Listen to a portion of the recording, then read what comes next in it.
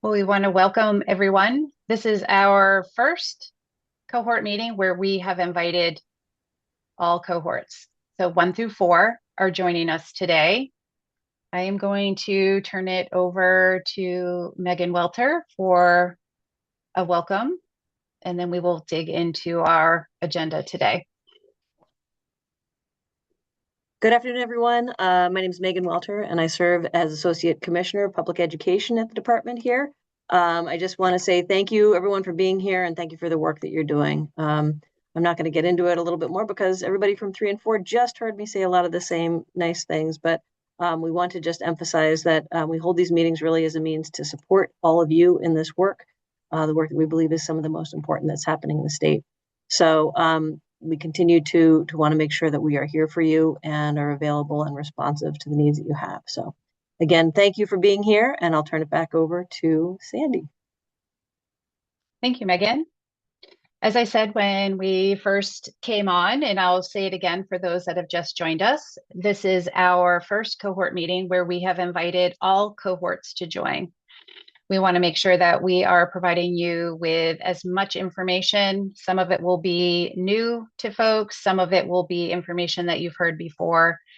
And today we have a full agenda. Our agenda today is really looking at some new ways that we are hoping to provide professional development and technical assistance, knowing that we have 90 school districts in Cohort 3. That is including our 34 school districts that are in Cohort 2 and our 17 school districts that are in Cohort 1. And then we have, actually, I am not sure how many are left in Cohort 4. I didn't absorb that number in my head today. But it is all the SAUs in the state. And so we're really looking at a more streamlined way to provide professional development and technical assistance as we move forward. So our agenda today is chock-a-block full, talking about our professional development pathway. We are also wanting to share a little bit about the CDS Support and Service Hub as that is being developed in our CDS preschools. And then we have a final little message from our early learning team that we want to make sure that we fit in as well. So this slide, I'm going to include it in the slide deck that will be sent out. Our meeting that we had at 2:30, this was on there as well.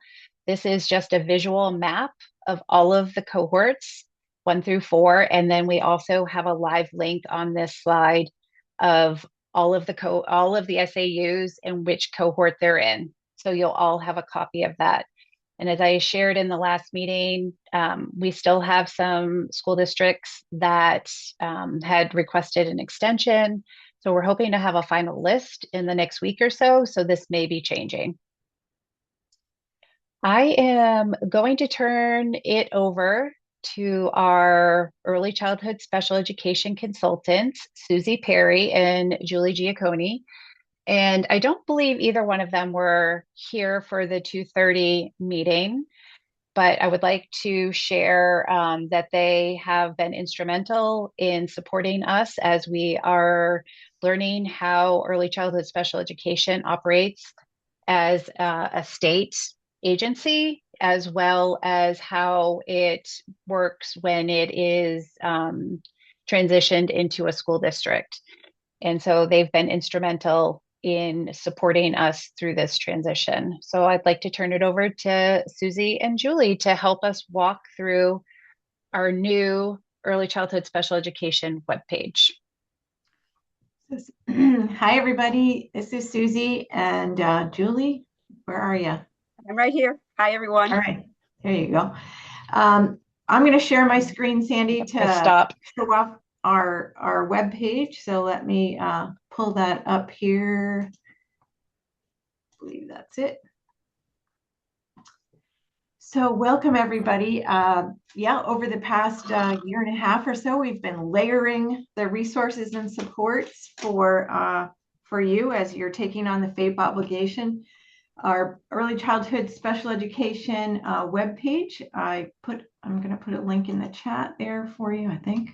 I don't know if I can do that, or maybe Sandy. Oh, there it is. So on this page, we include information about what is FAPE, what all that consists of. We include information from all of the cohort meetings that we've had. We have a link that brings you to the page that lists the recordings, the PowerPoints, the agendas, if those were made available.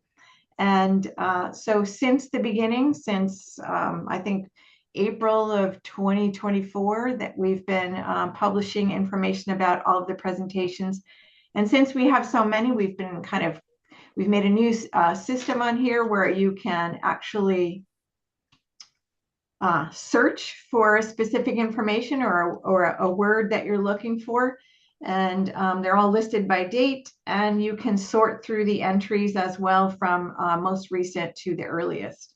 You can show up to 100 entries at a time. So that's a nice way to be able to access information that may have been presented sometime in the past year and a half. And then our professional development page is a collection of resources around topics that are regulatory, technical, things from child find to child outcome summary process. All of that you can find on our TA PD page. And our newest page is called Month by Month Onboarding, and that's what we wanted to feature here for you today. And so Julie and I have put together information and resources that as you're beginning your journey to take on and provide FAPE for early childhood special education preschool age children, there is month by month guidance about required actions, and then information that you're going to watch for, things that are going to be coming from Sandy and Jen. And so there should be updated links in here where, we have a couple of things that have not get quite posted, but will be in the next couple of days.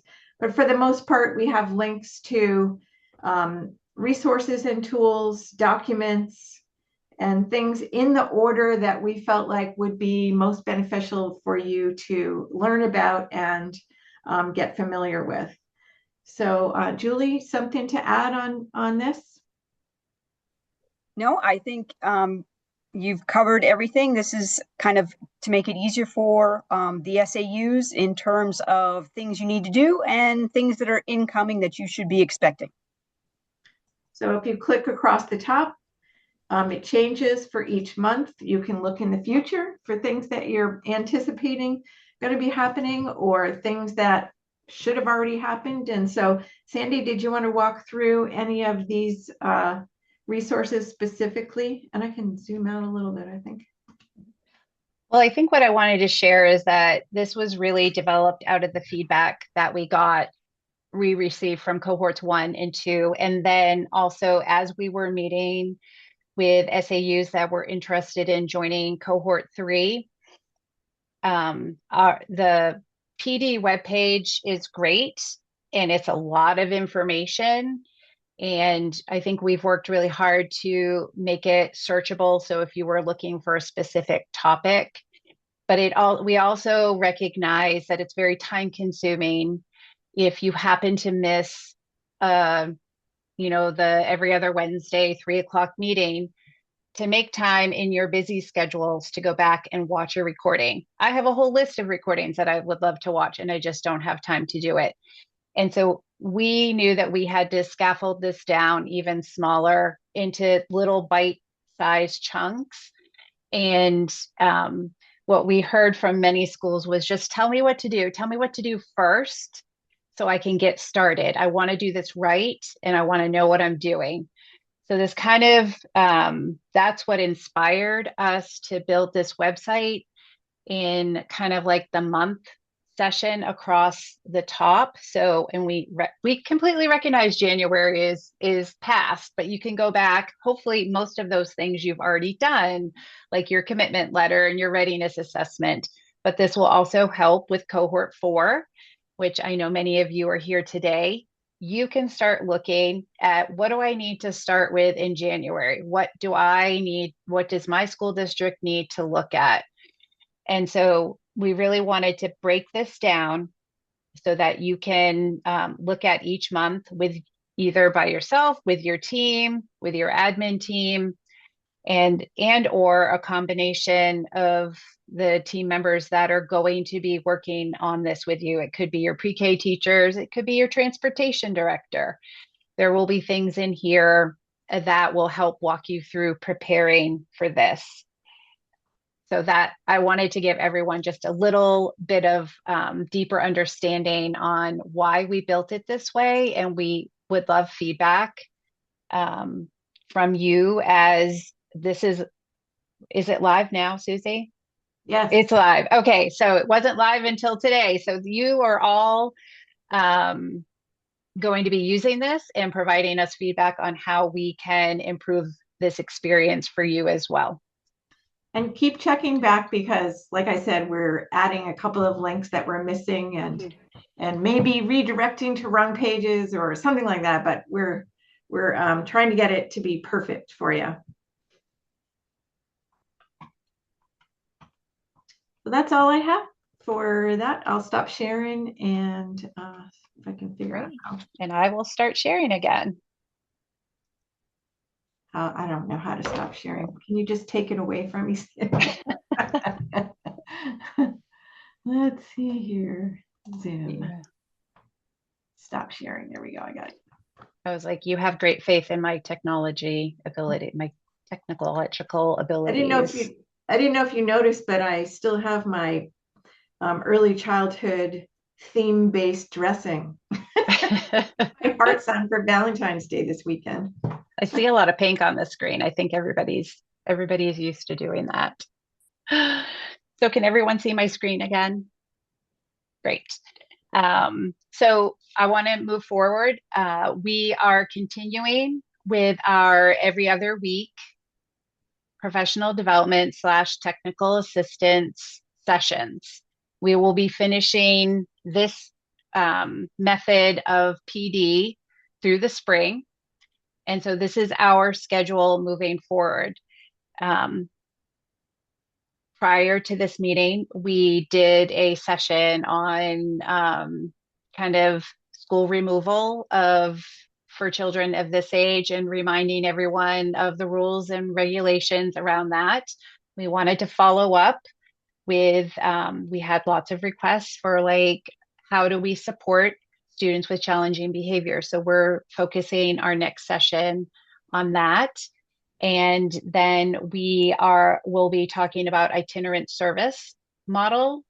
And that will help all of you that are either in cohort or joining the cohort to learn a little bit deeper information about best practices with the itinerant service model delivery. And we have a great surprise for that meeting. I'm so excited. The March 25th is going to be focused around Engine. And if you've not heard of Engine, I'll share a little bit. It is the learning management system platform. So many of you are probably familiar with Blackboard or Brightspace or Canvas. Those are some, learning management systems. Engine is the one that the Maine Department of Education is using. And so we are going to share a little bit how that is going to be used moving forward as well. April 8th, we will be reviewing our data collection, which we do at the end of the school year.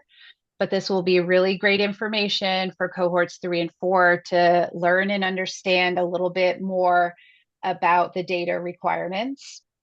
May 6th, we will be talking about the transition to kindergarten for those that are providing extended school year services. And then once again, we want to review least restrictive environment.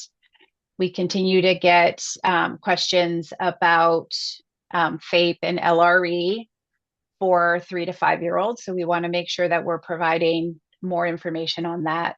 And then May 20th will be our last session. And we typically do a little celebration talking about the year that we've had. We talk about what a summer schedule responsibility is for a school district.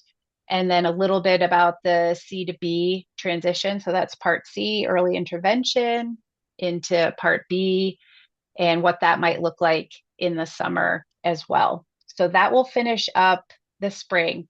Now, everyone will get a link to these meetings, and you will all be invited, because moving forward, we are working with all of our school districts on all of the information.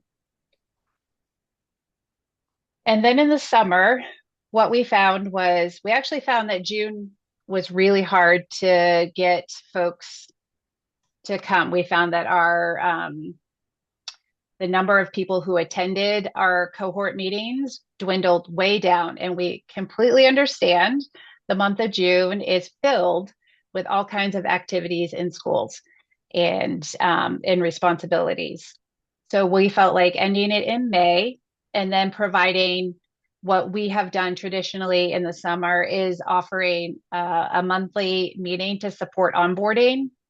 We'll do that once a month in June, July, and August. And then we will have an additional open office hour, June, July, and August. That's where anyone can jump on and ask questions, listen to the conversation, anything like that. There will not be any specific targeted PD offered during those times. It is more, this is your time to come to us. But also know, I listed it here, is that you have your early childhood special education team to support you during the summer as you're planning. We are all still working. We will all still be here to support you. And I hope that's all of you right there in this picture, where you are joining our meetings over on the beach in your swim trunks, because you are resting. But you will have your coordinators, you'll have myself, you'll have all of the teams that we introduced earlier to help support you get ready for starting. For cohort 3, it will be the first day of school for each school district. And then moving forward into the next school year, we really looked at how we wanted to change this up a little bit. We felt like, and part of this was the website development, really providing you that scaffolded support for each month to get you ready. We also have the bank of topics that you can look at under our professional development. So if you were like, I wonder what they talked about, what they've given for guidance on transportation or toileting or public pre-K, or you'll hear mixed delivery system, any of those things, you could search through that. We will have monthly meetings to support onboarding. So what we'll do during that meeting is take the list that's during that onboarding month, and we'll go through it a little more in depth, or answer questions about it, or walk an SAU through what those steps are if needed. We will also, once again, offer open office hours. So that will be an opportunity for folks to jump on and ask questions. Some people like to just join and listen to hear what other people are asking. We might have, none of us like dead air, so we'll probably have some questions prepared to ask you how things are going. So everyone will be invited to those. And then this is also in response to feedback that we received from cohorts 1 and 2, is that people that are administrators and staff that were involved in cohort 1 were really wanting to connect with fellow cohort SAUs to kind of just like ask questions, brainstorm together, think out loud. Who can you connect with? Have you run into this situation before? So we wanted to respond to that request as well. And so we are putting together quarterly professional learning communities. And this will be, so we will invite all superintendents to a quarterly meeting. We will invite special ed directors to a different meeting. And those will all be facilitated by somebody from our larger team. And we will come to them with suggestions. If we can't answer questions in those meetings, then we will bring that back to our larger group. So we really wanted to give an opportunity for different levels in this transition to come together and meet and talk. The other grouping that we've heard a request for are large SAUs and also small rural SAUs. And we know that each one of those has their own challenges and their own benefits. And so we wanted to also provide an opportunity for those SAUs to come together to talk and learn from each other as well. So that's our plan moving forward. There will no longer be every other week PD, but there will be more guided discussions, opportunities, and we're really relying on the website to help get you through all of the PD that we've put together. Oh, I get to turn it over to Dan Hemdall now. And if folks were not in the first meeting, Dan Hemdall, you probably all know, is our CDS State Director. Thank you, Sandy. And thank you all for hopping on this afternoon. So I'm going to talk a little bit about CDS and what we've been doing over the past couple of years and what we're going to be doing moving forward from here. So when the initial bill was presented and discussed, it tasked us with realigning our CDS regions to the superintendent regions. So in August of 2025, we implemented a statewide realignment of both sites and staff, and it was intentional and system-driven, and it was designed to better align our staffing and service delivery with our statewide needs. It also ensured that we were able to have the capacity needed to meet our FAPE obligation, as well as upstart our support and service hubs for coordinated support to Cohorts 1 and 2. Next slide, thank you. So the shift to CDS support and service hub. So during the early childhood special education FAPE transition, CDS has had a number of towns and municipalities that are not in cohort that CDS is still responsible for and has the obligation for FAPE. And that also holds true for cohorts 3 and 4, cohorts 3, where some are only taking on 4-year-olds. So CDS is maintaining the FAPE obligation for the 3-year-olds. So it's a matter of CDS sites having to do both of those jobs, not only support the provision and the unique needs of the SAUs in their region, but also continue to provide services and be responsible for services for those 3-year-olds from the communities that have not taken on the full transition yet. So these partnerships are guided by a memorandum of understanding, or MOUs, and they outline the roles, responsibilities, and services that both the SAU and CDS will do. And as we look ahead, we're actively analyzing how the addition of Cohort 3 and Cohort 4 will impact our overall child count. And it's really critical to understand our capacity and ensure that CDS can continue to meet the FAPE obligation for those children that remain in on our child count, but also we are ready and willing and hopeful to create ongoing partnerships with all cohort schools through our hub model.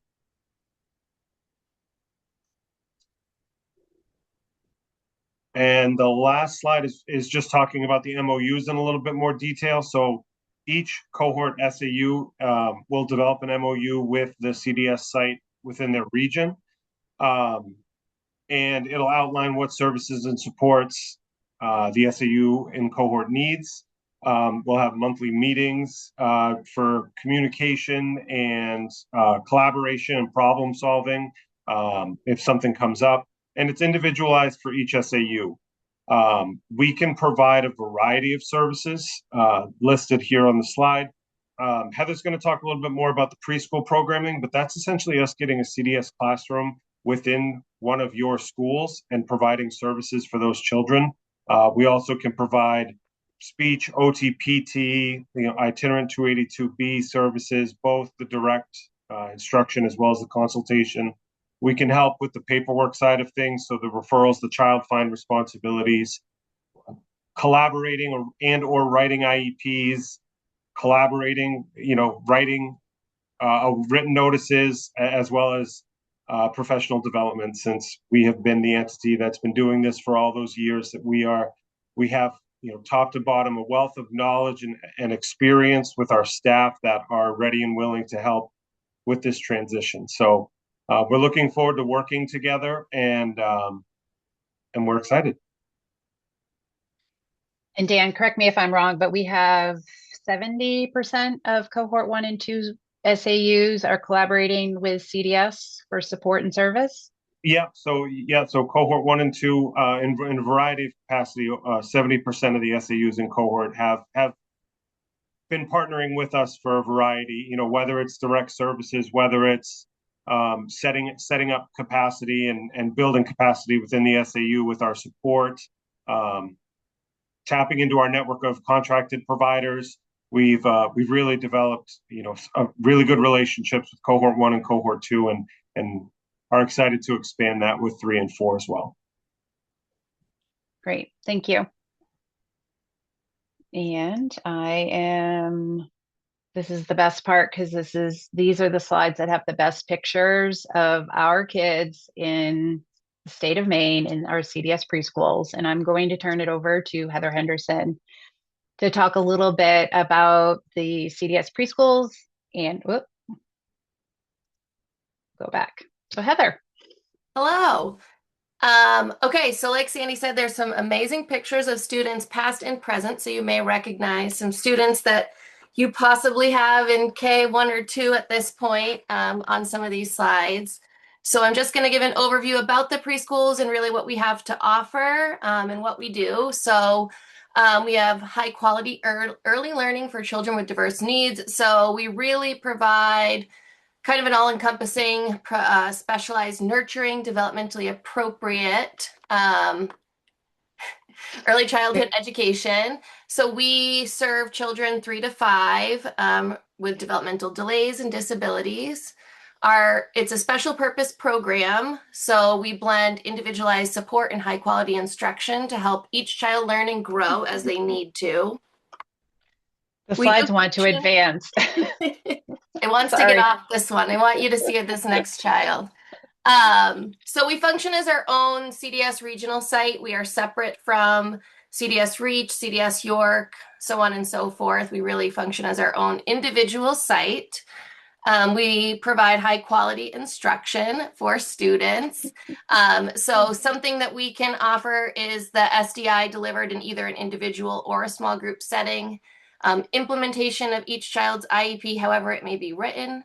We have childcare licensed classrooms that provide a safe and structured and engaging early learning environment. So our goal is really to make sure that we are meeting the needs of any child that is needing our program, and we do not turn children away. So if we have an opening, then we will take the student. Kind of the history of the preschools is that during the pandemic, when the preschools and daycares were closed all over the state, the already growing list of waiting students in the preschool age needed to be met. So we were tasked to open some regional programs through CDS. So we opened our first preschool back in 2021 in Saco, and we have evolved to add 7 additional sites. We've moved out of Saco since then, but we have 8 preschool sites total across the state. So as of today, we have 109 students that we are serving across these 8 sites. Our preschools offer 5-day-a-week programming, and we can either do 3 or 6-hour sessions depending on the FAPE offer in your SAU. So this just lists all of our sites that we currently have. We are collaborating with Auburn currently in Auburn School Department in their Sherwood Heights Elementary School. We have a standalone building in Gray. We are in the CDS York site in Arundel. We have a standalone building In Biddeford, we just moved into the brand new RSU 10 building in Mexico in collaboration with RSU 10. We have a site inside our CDS Opportunities building in Oxford that we collaborate with MS80 17 for.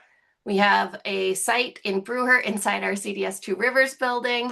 And then on the 23rd of this month, we are opening our Owl's Nest preschool inside Turner Primary School, in collaboration with MS80 52.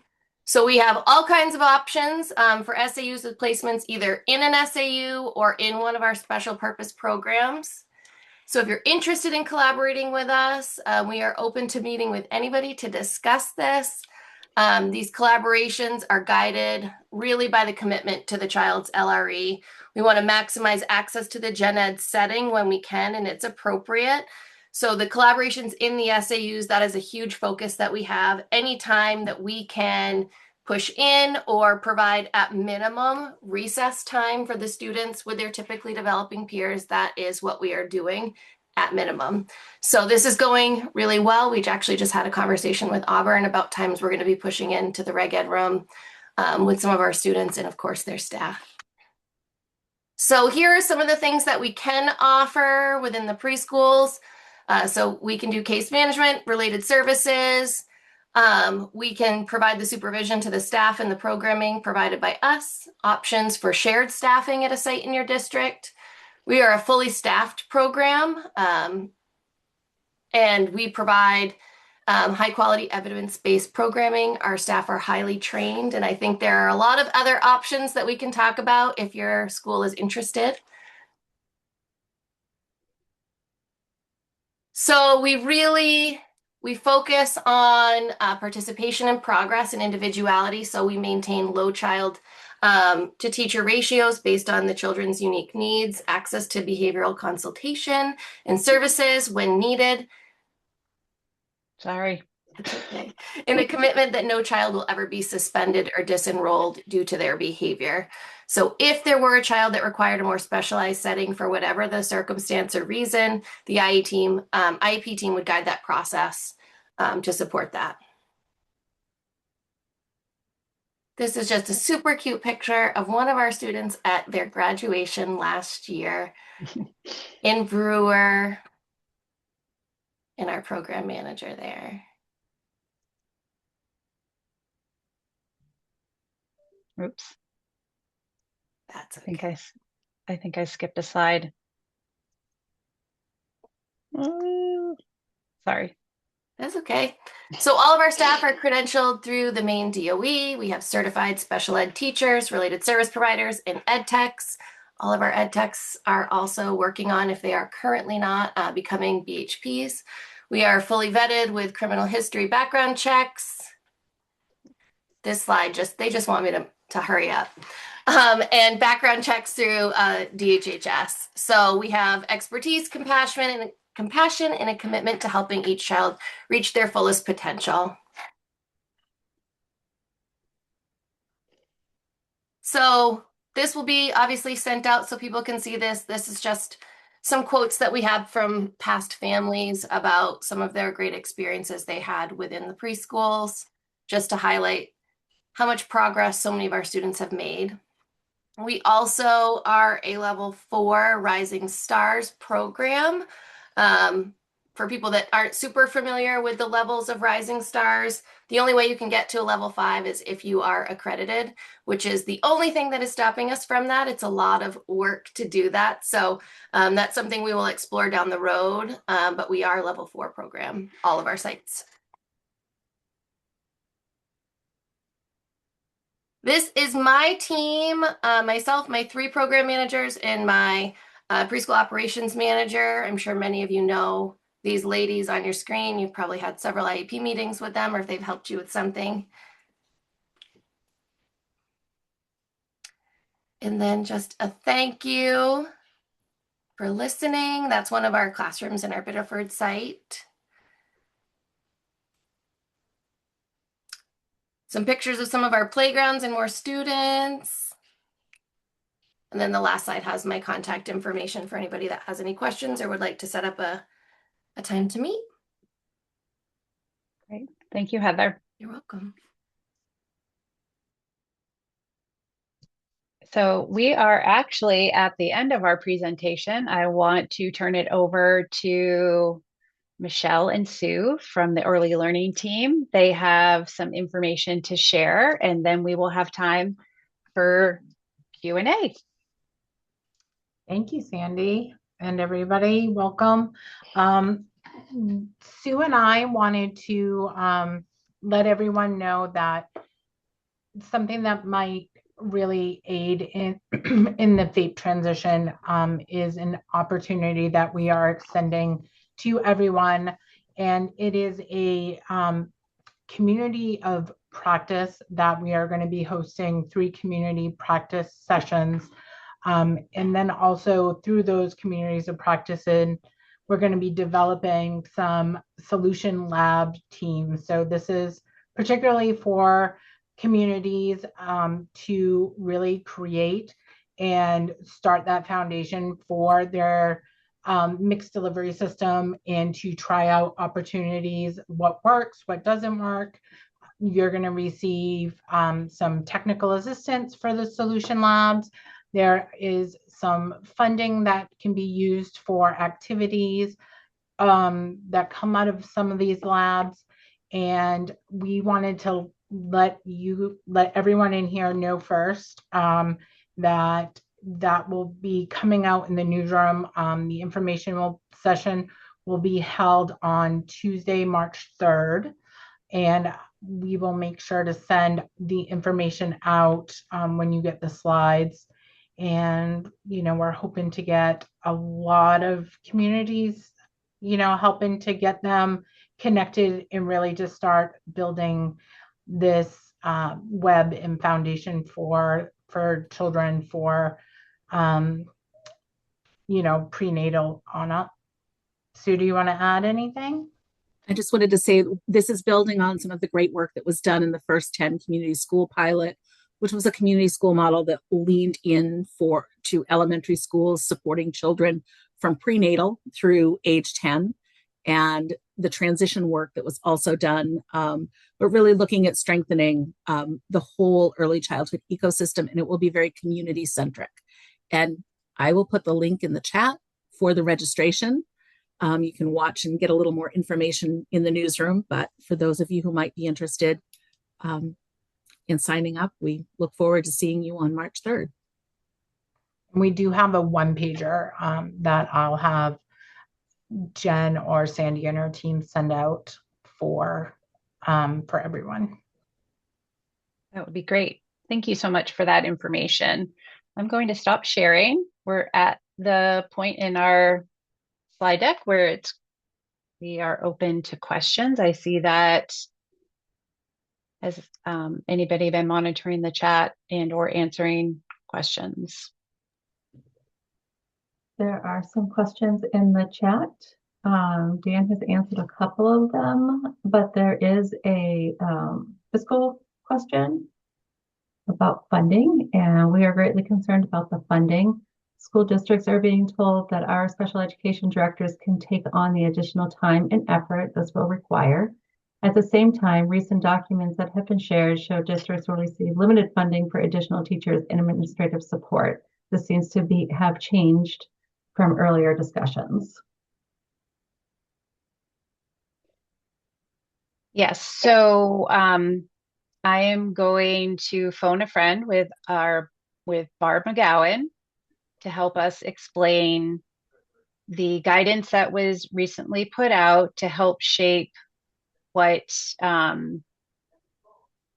we're helping, or the purpose behind that was to help support school districts develop their budget within the reasonable and necessary bands. And that seems to be kind of an area that districts are struggling with, understanding what's reasonable and necessary, and also understanding their allocation. And so we took the information, the fiscal information that we had from Cohort 1, and we developed a guidance based on the allocation and the expenditures that were spent during that to help guide where districts should stay within so that they are ensuring that they are meeting the needs of children without using more of their allocation for administrative expenses. But this is my overview of it. I'm also going to turn it over to Barb McGowan, who has more of the fiscal information on this. I think that the most important takeaway on the comment in general is that DOE is not telling you that your special ed director can take on more work. We would not presume to do that. Everybody is overworked. But we're encouraging districts to kind of do some out of the box thinking, where a full-time administrative assistant director may not be appropriate for the number of students that you have, simply that it wouldn't constitute 40 hours a week. We ask that you think in terms of, okay, this administrative position, could it be shared with some of the instructional time so that person's splitting their time? We've had SAUs partner with other SAUs to hire people in certain roles and share 50-50. So we are having to do a little bit of outside the box thinking when it comes to what is reasonable and necessary given the size of your enrollment, where we might not be able to justify a full-time person for 10 students. We certainly can allocate a percentage of your existing admin's time if they have it to give, or again, we'll do some of that outside box thinking with you. So I think for me, the big message to you is that we are not telling you that you have the resources to get it done, but we're helping you kind of do that outside the box thinking. And I also want to say that we are looking at budgets that are outside allocation in the very beginning part of the process.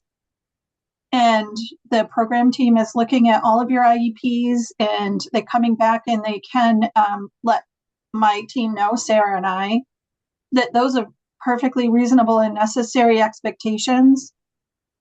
And then we do an allocation adjustment. So nothing is set in stone. This team works really hard with your team to get to the best solution we can to stay within the reasonable and necessary parameters.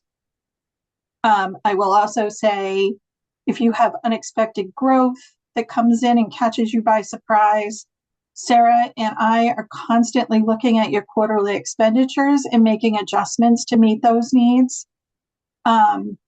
We look at high cost in district, high cost out of district.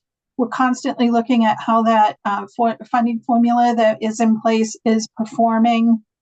And it's not so outside the realm of possibility that could be adjusted if we find that it is not performing well for districts. So I guess it's not really a one size fits all conversation. We're offering to have those conversations with your district one-on-one. I will say most of the time we've been able to come to I'd say all of the time, Sandy. I don't think we have any outliers where we haven't been able to come to a resolution and solution that fits your district needs.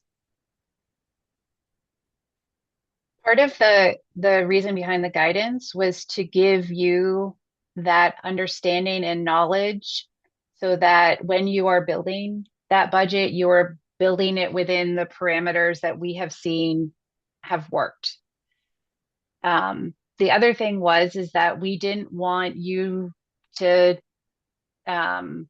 build the budget maybe outside of those parameters and then end up in a situation where you are needing additional allocation funds, or you have, as Barb is doing, kind of auditing school districts as they go to make sure that they're falling within reasonable and necessary parameters, and triggering kind of that review from the fiscal team that then we're having to have those conversations about, okay, does this really fall under reasonable and necessary? We want you to have those conversations internally during your planning of taking on the transition versus at the other end where we might be having to have some hard conversations about, okay, you've spent 30% of your allocation on administrative costs, that's eating into what's intended for children. So as Barb said, this is very individualized and it's very unique to each district. And we're more than happy to meet with you and go through any of those pieces. I see many familiar faces on the screen that we've already had these conversations with. People are checking in with us, and we're trying to give them the best feedback that we can based on our current knowledge.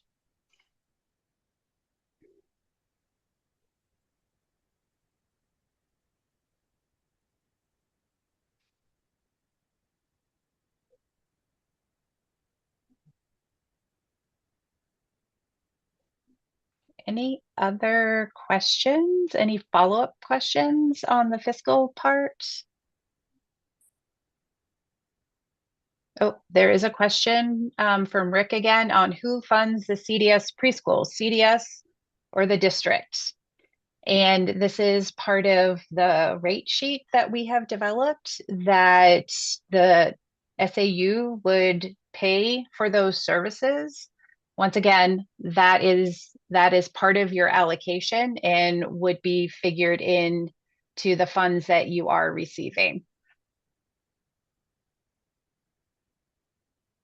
And if that wasn't clear, please just let me know and I can try and explain it a different way.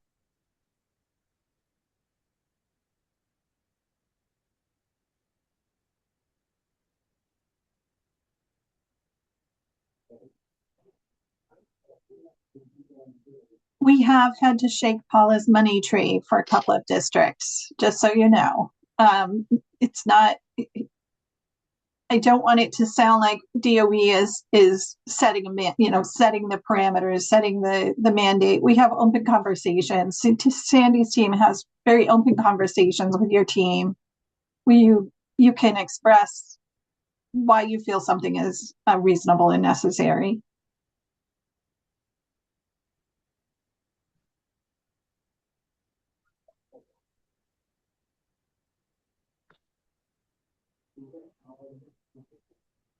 Okay, there's a question about planning the budget. How do we plan for students who have been placed at a special purpose private school or the CDS preschools? So this is part of that onboarding that you will want to get to know the children that you will be taking responsibility for in the fall. And so Hi, sorry. I would Listening to a suggest, Zoom meeting at the same time. I'm doing other things. hold on. Let me mute there. So our suggestion, we always recommend that you get to know your children and your families, and that could include visiting them at their current placements. If you have comparable programming in your district, that might be an option that you talk about through the lens of the IEP. There is a fiscal formula for children who are high needs out of district or high needs in district that is also taken into consideration. But so if you had a child at a special purpose pre-K, that tuition is paid for through the Early Childhood Special Education Fund, if that's the general question. We do have high cost, like Sandy said, high cost in and out of district categories within the Grants for Maine system where you can put those costs in so that we recognize that they're anomalous and not necessarily going to fit within the parameters of your per pupil allocation. Chances are that will require an allocation adjustment.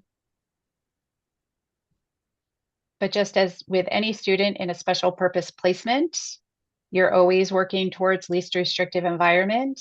And so we want you to be as informed about that child and get to know them and their IEP plan And if they can be brought back into their community school and receive the supports, we support that as well. Oh, Tara, any updates on the certification for 282B yet? I do not have that, and I'm not sure Megan is still on. I don't see her. I do not have an update.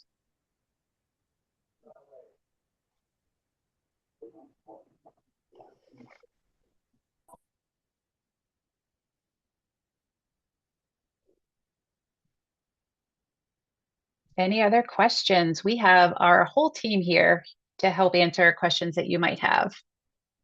Please don't be shy. We're all here to help you.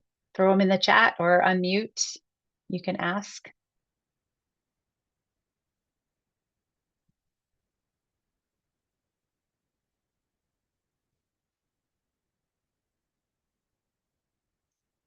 Also, if there's any cohort 1 or 2 schools here today and they want to share any information or experiences with our newbies, our cohort 3 and 4 schools, we would welcome that as well.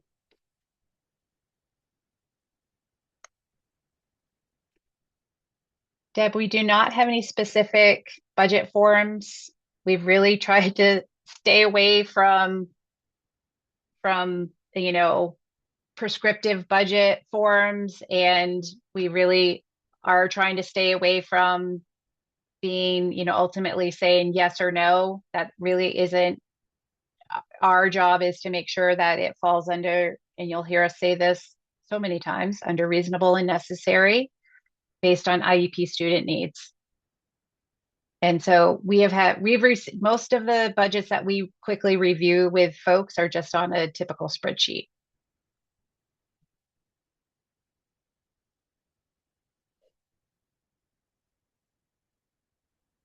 You're welcome.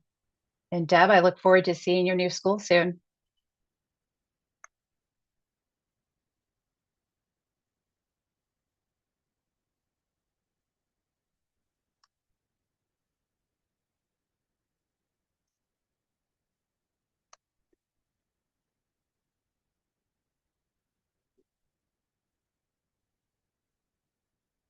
Any other questions?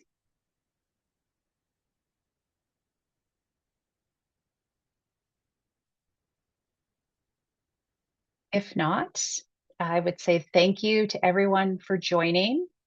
We will make sure you have the list of upcoming PD sessions. You all have the link to our new onboarding website to take a look at. We are also here to answer any questions that you may have. Please send us an email. Our job is to ensure that you are able to transition. This is for cohorts 3 and 4 transition. And we are also here to support 1 and 2. We meet with school districts all the time, whether it's a fiscal question, a programming question, thinking about 3-year-olds for next year, if you only took on 4-year-olds this year, learning about your community partners, which childcare programs, how do I talk to them? We support you with all of that. So please feel free to reach out. The success of this transition, as Megan was saying, is, one of the biggest transitions in the state. And our littlest learners are going to benefit from this. And we have such amazing success stories from the transition as well. And 3-year-olds in public school, people are really nervous about having them, and then can't believe that after they've been there a few months, can't believe that they hadn't been doing it forever. So if there are no other questions, I hope everybody has a great evening, and thank you for coming today.